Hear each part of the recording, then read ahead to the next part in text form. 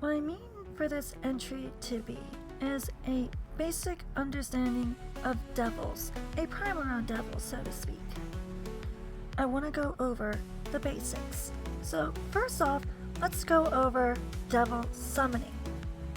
Now, to really explain summoning in a proper sense here, you have to understand the difference between a devil and a deity. Now, like I say, I can always go over deities in another section, but this is just to give you that juxtapose, that contrast, so you can understand, like, from a counterpoint or a counterweight, however you want to look at it. So, deities are something that naturally forms in heaven.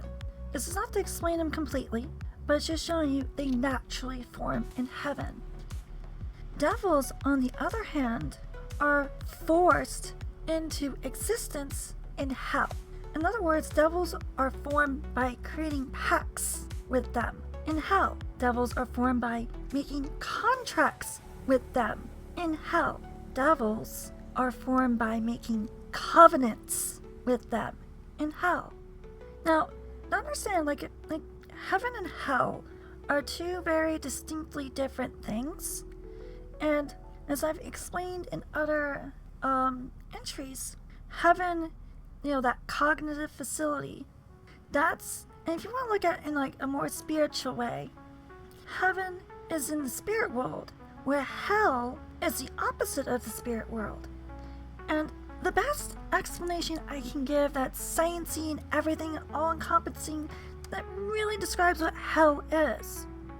Hell is the physical world without the spiritual world. In other words, hell is earth. Hell is the place our feet sit, but without the spirit world. That is not to say it is the greater divine reality. It is merely explaining that it is, once again, when I explain with the heaven stuff, how a wealthy man can't get into heaven because they can't detach from the physical world. Another way of saying that is that they cannot detach from hell. Now, the origins of the word hell is, that's Loki's daughter and that stuff. But I'm using it in the way that's explained more spiritually, not referring to the deity in like a Norse tradition. I guess, the ruler of hell is hell. It's kind of funny. But what I'm referring to here when I say the word hell, I'm referring to like what some people would call the graveyard, referring to the dead, the place where the dead go. Orcus, Hades, all sorts of terms. But what they're really referring to is where we stand right now. We are dead. In that sense, when you remove the spirit realm from us, we are dead. Hell is the physical world. It is like, for example, like when someone is in hell, they need to eat food, they need to obey the physical world. And they don't stray far from the physical world. Once again, they can't enter the kingdom of heaven. There's only heaven and hell. And when we say we lie in the world that's in between, it's more like we are on hell and we leave hell to enter heaven. But I know that sounds really weird, complex, and like roundabouty, but the point being is that hell is where we stand. So when a devil's contract is formed, it's formed in hell. That means that it's not a spiritual contract in the sense that you're used to. It's tied to physical things. That's an extremely important difference. It's tied to physical things. So, let me give you a good example of a devil summoning ritual. I'm going to use the typical one, very typical. So, as I said, it's formed in hell. Hell requires the physical. So thus, one of the most popular physical mediums is blood. So blood magic rituals, once again, lowering your spiritual resistance and altering the states to, allow the spell to take effect. And in this case, a ritual summon, you're using blood to do so. So when you're summoning a devil, you have to offer blood. And by offering this blood, by creating this physical connection, you are forming a physical contract. Now, when you form that physical contract, like say, I'll give you an example here. Let's say you set up a sacrifice. Once again, devils have lots of things they enjoy. Innocence, all sorts of stuff like that. So one of the most popular ones that was ever really performed, it's still going on today, is taking the blood of an innocent male baby and you drink it. In other words, it goes into your mouth. Now you can spit it out later, it doesn't really matter, as long as it enters your mouth. And you cut their flesh and you destroy their perfect image in order to summon, once again, to form the contract, the physical contract. Notice, all these things are physical things being done. Physically cutting of the child, the physical drinking of their blood. This is then, once again, and when you destroy that image, once again, law of equivalent exchange stuff, you now create a devil with the perfect image of man, a perfect male image.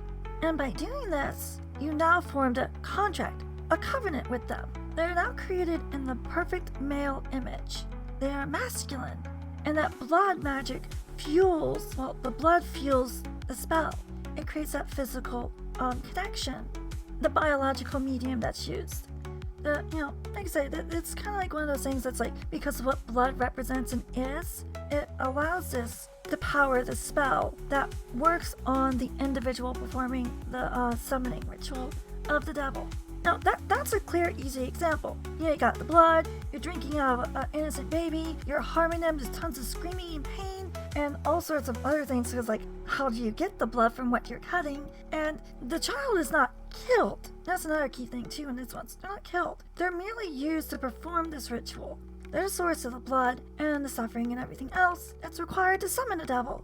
Now, once we got that out of the way, you understand that's simple devil summoning. So, when we come to the powers of a devil, understand this. The devil has no power over the greater divine reality. Zippo, nada, can't affect it. The greater divine reality is perfect, and the devil can't touch it. Now, what that means is, if you, let's say you call out in the devil's name, devil, make this rock move. The rock won't move. The rock only obeys the rules set by, the Lord Creator. So, the devil has no power in the greater divine reality. The Lord Creator has set the rules. That's in the story done. Devil can't do anything. You can say, devil, call down lightning. Devil, make fire. Devils don't do that. They don't have any power. So why do people summon them then? What the heck's the point of summoning a devil? And this is the real power of a devil. A devil can't affect the greater divine reality, but the devil can affect the world of illusion. You are in existence within the world of illusion. You do not exist within the greater divine reality. Your body exists within the greater divine reality, but this is more referring to a space that is physical, but once again, separate from the idea of hell. So, a devil gives you power over you. This is the key point in understanding a devil. And this is why when you invoke a devil, it's similar to invoking other spirits. But the point being with a devil is that there's more to it than that. A simple spirit, usually when you invoke it, or if you invoke like an angel or a deity or something, it's very different because how a devil is formed. See, like I say, a deity forms in heaven. Angels are formed from deities and or formed within nature. In other words, like an angel is very similar to a deity, but they're like a lesser form. That's like a rough, easy way of saying it. We're not getting too complex here. But a devil is not. In like a sad way, a devil is man-made. It's like a man-made angel. And thus, it comes with all the imperfections of man. And also, and basically, a greater devil is a man-made god, right? A man-made deity. And when you were talking about the artificial deities, the greater devils, like I say, the devil's only power is the power over you. So, how the devil usually operates under this understanding of the powers over you. The devil will give you promises. Once again, the devil offers you things, paradise, all sorts of wonderful things, and all you have to do is relinquish your control of yourself over to the devil. In other words, the devil says, invoke me, and I will give. That's the power the devil has. The Lord Creator could instantly give you everything, but a devil has to have you make a promise to it, has to have you swear fealty to it. And this is kind of like when I explain like devil stuff here. It's like when you understand that a devil leads you with false promises because the devil can't deliver any of these things to you. What the devil can promise you is illusion. The devil cannot promise you reality. So when like a devil is doing these things, it's basically promising you your own power. In other words, it's tricking you into thinking that it gave you what you already had the ability to give yourself. This is the power of a devil. So when it comes to greater devils though, this is the important thing to understand. When you individually summon a devil, like let's say you're a guy on a mountain, you're about to sacrifice your kid or something to summon this devil, and you're like, then you like only cut them or something and do some other ritual and still fulfill the blood pact. The devil is still formed. Usually the greater the spiritual trauma the act, the more powerful the ritual is for summoning. Or aka the trauma is what powers the spell. Remember, rituals only alter the resistance of the soul, which will allow the devil to enter or take over or form better. It does not actually power the ritual. So if you want a really powerful ritual, you need to do extremely disturbing things to cause a spiritual shock. In other words, that's like a part, like I say, that's how you power those things. So the more it can break down your own soul and penetrate your own soul. That's what happens when you form that pact with the devil. Now, like I say, that's an individual person. However, a greater devil is not satisfied with owning one body. Or doesn't really own the body directly. It merely uses the body to perform its functions and wills. It's its hands and feet. However, when it comes to understanding, the machinations of devils, you are just merely one soul at once. Greater devils desire more souls. And a devil's power grows as it captures more souls. As more souls come under its influence, as more souls invoke its name, it becomes more powerful. Even with one person, a devil can start to gain more power over an individual soul. And, through tools such as worship and so forth. Which brings us to the understanding that devils desire worship. Devils desire their own spiritual reinforcement in their host. Because devils don't exist in heaven. Devils exist in hell. Thus, they're a spiritual parasite. Much like how a virus exists in cells. It needs the souls for it to replicate and spread. And if all of those souls die, well, guess what? The devil dies with them. The devil exists in the heart of man. And if there are no hearts of men, there are no devils. So, a devil does not desire necessarily, at least an intelligent devil. A well-working devil does not desire the destruction of its host, its spiritual host. But it needs them to spread further. So, and this gives us to the next point. Possession. Now, when a devil possesses somebody, it's not the same thing as evocation. Evoking a devil is not the same thing as possession. The quick and dirty, easy explanation is this. A contract holder is not the same thing as a follower. So a priest or a nation of priests or whatnot who claim this, who then perform a devil summoning, they're the contract holder. When they invoke the devil, it is different. They have a different type of relationship with that devil. They have more of a sense of self, and it's more of like a henchman rather than someone who's completely consumed by the devil. So, when a devil possesses somebody, it's a follower. It's one of the sheep in the flock. However, a lot of times these are just lesser souls. Devils desire more power, and more power comes from having possession of higher quality souls. And also more innocent, more able to accept them, to be a better host. And this is why they want to capture priests and other entities. Because first off, priests can spread them better. Stronger hosts can help replicate the devil into others. And when you understand that, how a devil replicates itself spiritually, and how it spreads, and when it does. Now, the important point here is this, especially when it comes to understanding how devils go about this. Like I say, devils have no power in the physical world. They can't force you to do anything. They can threaten you. They can make you afraid of them. They can give you promises, rewards. They can say, I'm going to send you to a bad place, or I'm going to promise you paradise. That's what a devil can do. A devil can't actually deliver, but a devil can promise. And it never keeps its promises, because it has no power to do so. So, another simple thing to, mask or build with this, that understanding, thus a devil will never really appear evil. I'm going to have a pitchfork, and I'm going to have horns, and I'm going to torture people to death in some way that's bad. Even though they can't even say all that, but they have to say it in a way where you accept it as legitimate authority. If you thought the person was just some bad person, you wouldn't listen to them. Especially if you had the ability to fight them, you wouldn't let them do what they did.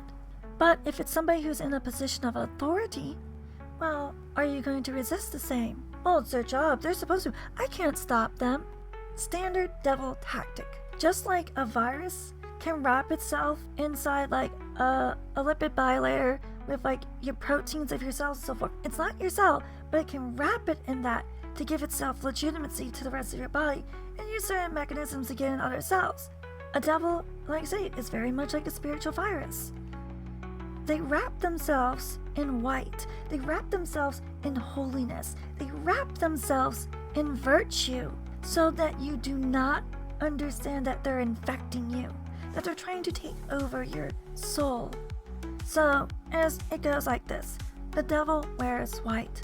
The devil wears words. Names are words. The devil wears white words. The devil wears the white word name of God. It's very simple.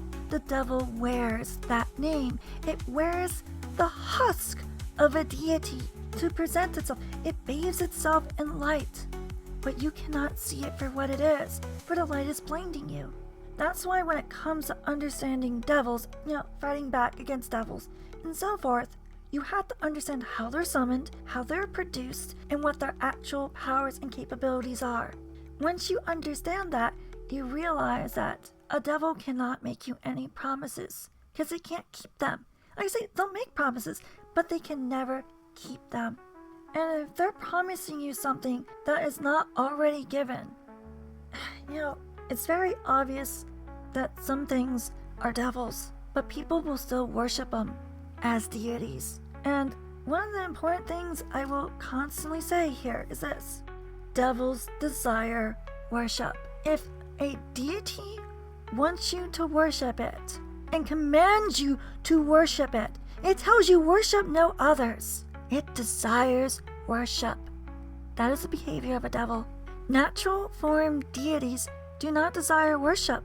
They merely exist there, and if you choose to worship them or not, that is your own desire. They do not beckon you to worship them. They only are there to be worshipped by those who find them in their fancy to worship, who are naturally gravitated towards them. They don't require it. They don't desire it. You can worship them or not. It does not affect them. That's a natural form deity. The devil is not a natural form deity. It is an artificial construct, usually, and to be very honest, done by sorcerers. I know, I said the S word, sorcerers. Actual sorcerers, not like the video game term or some fantasy term. Actual sorcerers. Blood sorcerers. Yep, they like to summon their devils. They really do.